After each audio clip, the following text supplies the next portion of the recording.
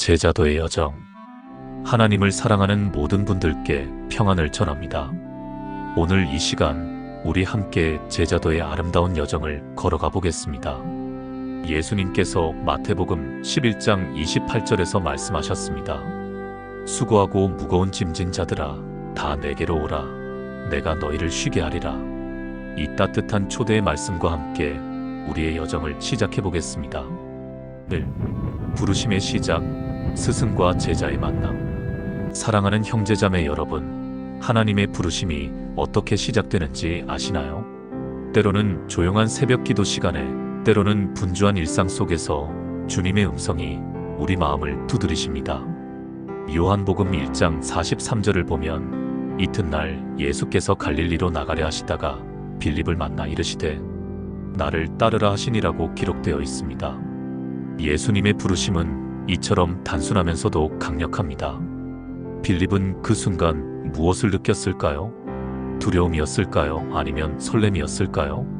아마도 둘 다였을 것입니다. 우리 역시 주님의 부르심을 받을 때 마음속 깊은 곳에서 울려 퍼지는 그 거룩한 떨림을 경험합니다. 하나님의 부르심은 우리가 완벽할 때 오는 것이 아닙니다. 베드로를 보십시오. 그는 예수님을 3번이나 부인했던 연약한 사람이었습니다. 하지만 요한복음 21장 19절에서 예수님은 그에게 나를 따르라고 다시 말씀하셨습니다. 이것이 바로 은혜입니다. 우리의 자격이 아니라 하나님의 사랑으로 부르심을 받는 것입니다. 당신이 지금 어떤 상황에 있든 어떤 과거를 가지고 있든 주님은 당신을 사랑하시고 당신의 이름을 부르고 계십니다. 이 말씀 안에서 자라가는 믿음. 제자의 여정에서 가장 중요한 것 중 하나는 하나님의 말씀 안에서 자라가는 것입니다. 시편 119편 105절에서 다윗은 이렇게 고백했습니다. 주의 말씀은 내 발의 등이요 내 길의 빛이니이다. 말씀은 단순한 지식이 아닙니다. 그것은 우리 영혼의 양식이요 생명의 빵입니다. 예수님께서 마태복음 4장 4절에서 말씀하셨습니다. 사람이 떡으로만 살 것이 아니요 하나님의 입으로부터 나오는 모든 말씀으로 살 것이라. 베레아 사람들을 기억하시나요? 사도행전 17장 11절은 이렇게 기록합니다.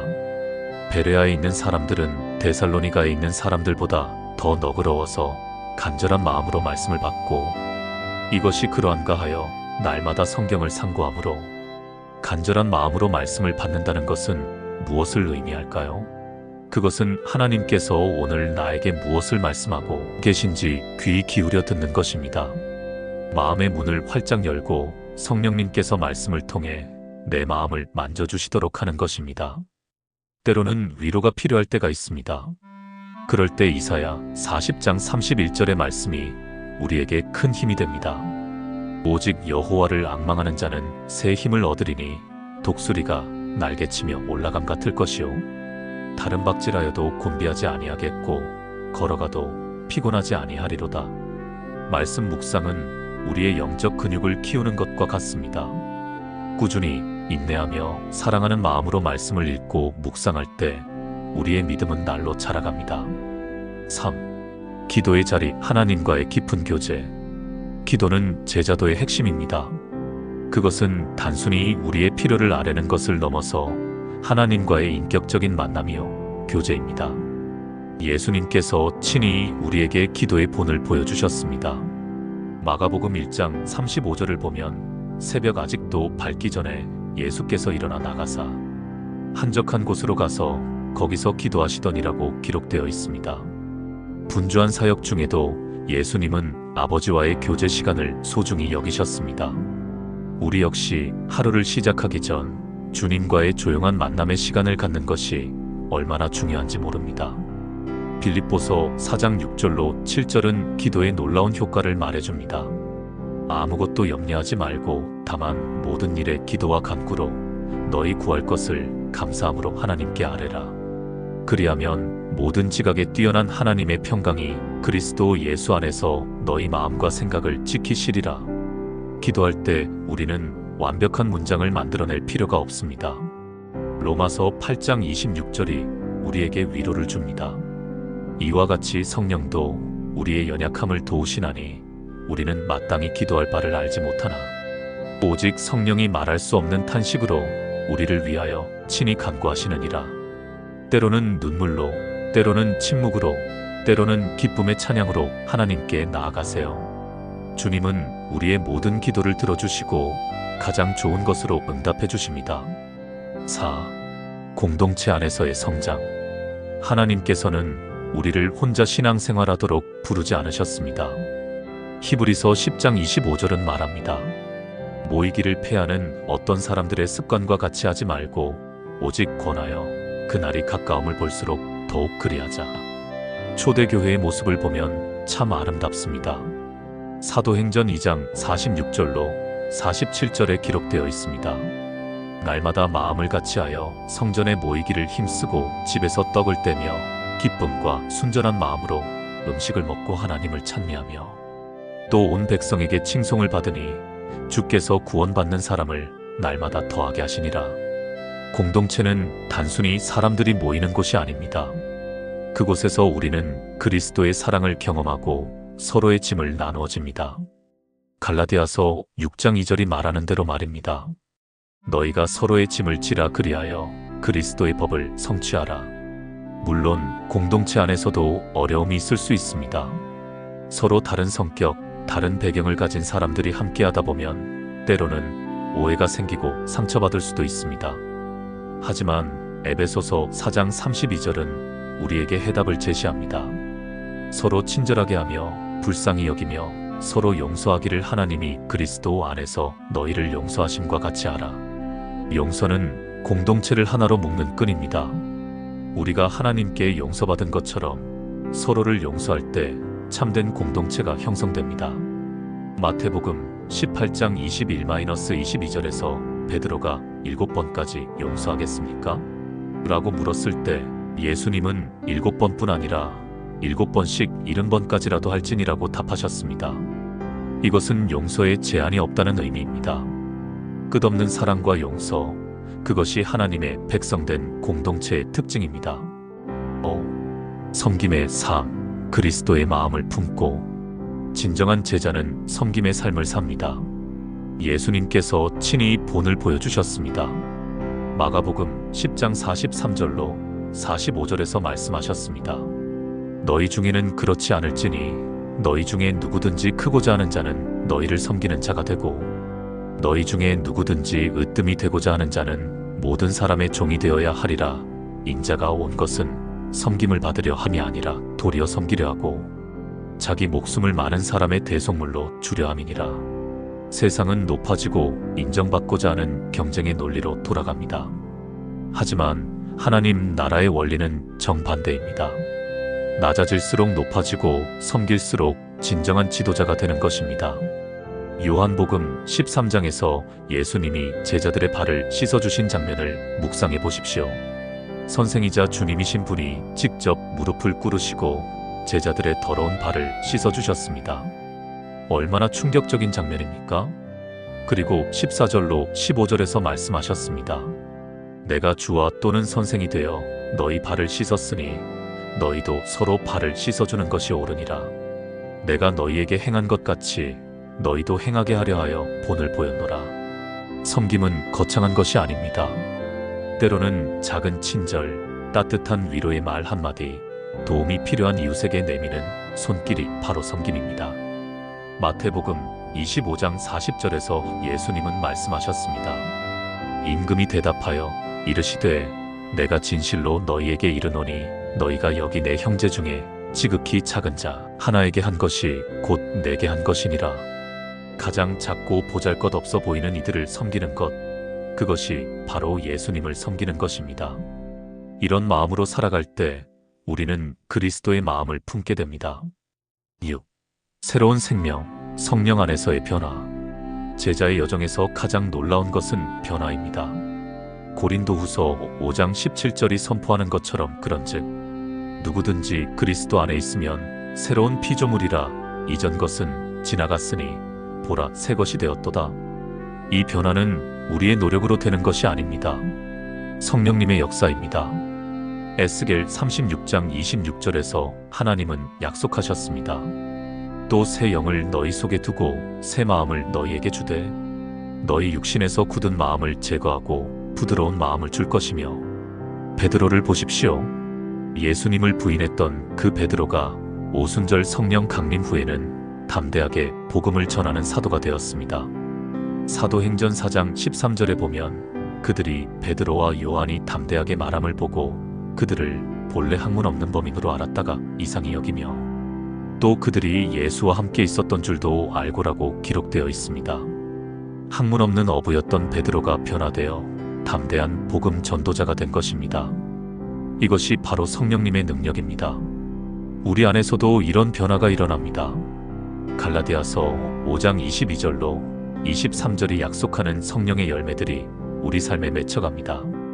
오직 성령의 열매는 사랑과 희락과 화평과 오래 참음과 자비와 양선과 충성과 온유와 절제니 이 같은 것을 금지할 법이 없느니라.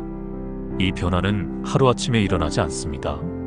빌립보서 1장 6절이 우리에게 소망을 줍니다.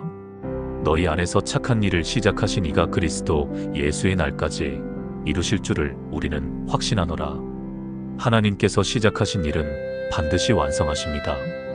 우리는 그 과정 속에서 인내하며 성령님의 인도하심을 따라가기만 하면 됩니다. 7. 시련 중에서도 굳건한 믿음. 제자의 길에는 시련도 있습니다.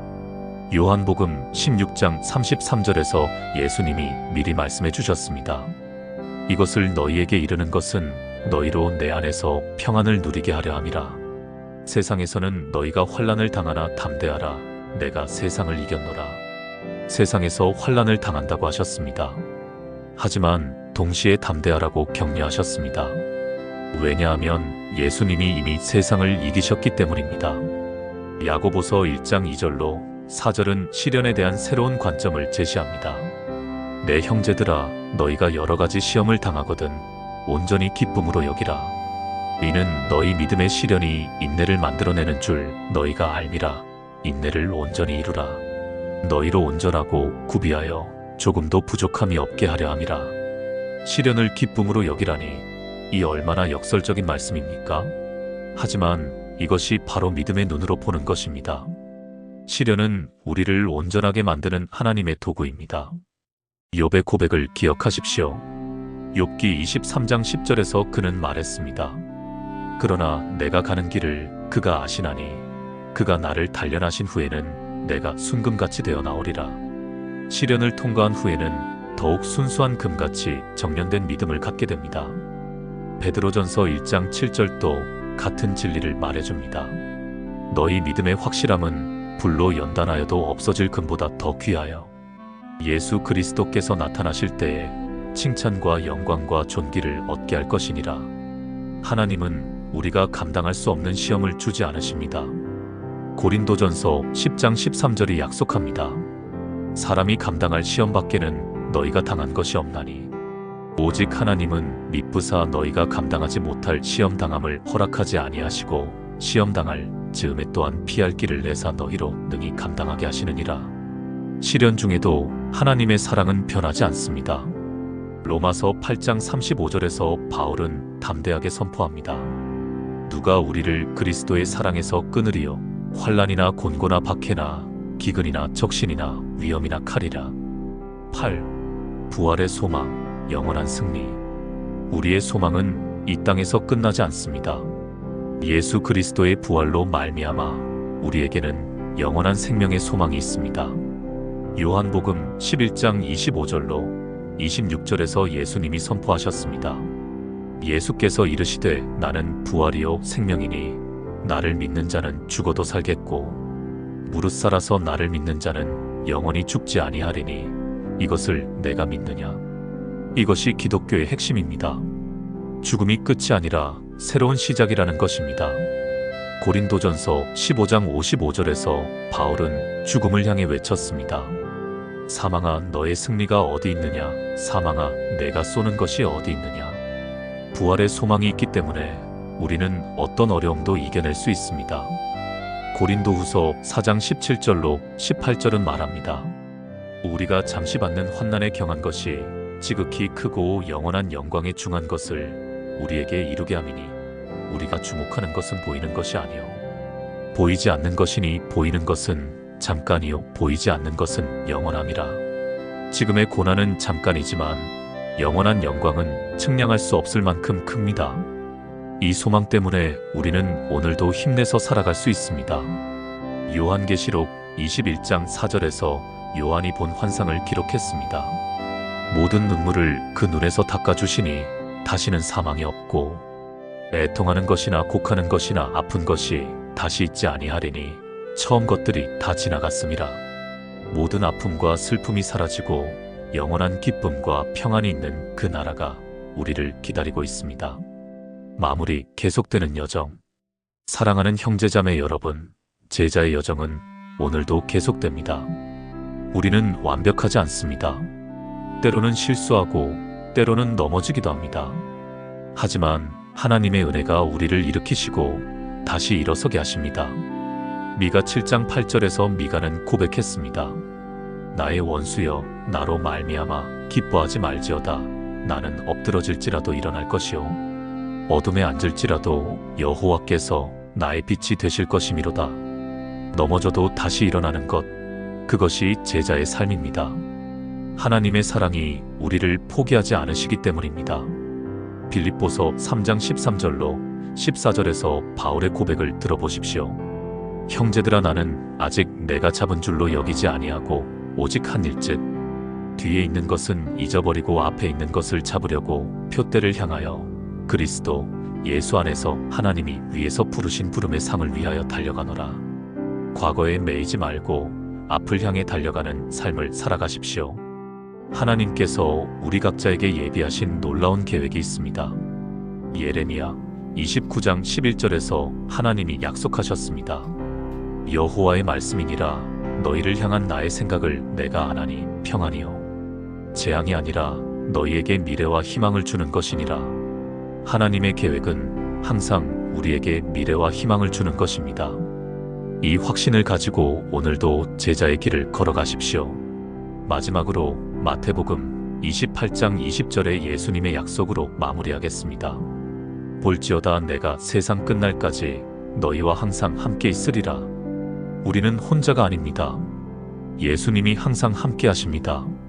이 약속을 붙잡고 오늘도 주님과 함께 아름다운 제자의 여정을 걸어가시기를 축복합니다. 감사합니다.